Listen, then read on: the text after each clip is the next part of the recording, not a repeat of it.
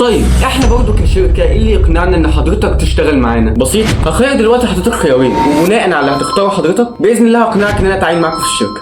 الخيار الاول ان حضرتك تتنازل عن منصبك في اداره الشركه تدوني انا، او الخيار الثاني انك حضرتك تقوم بتحويل كل الارباح السنويه للشركه لحساب البنك. امشي اطلع بره. شفت؟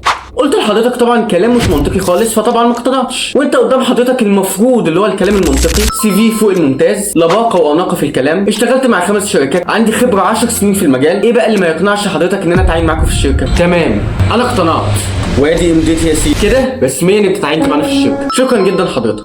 بس انا عايز اقول لحضرتك حاجه قبل ما اقول.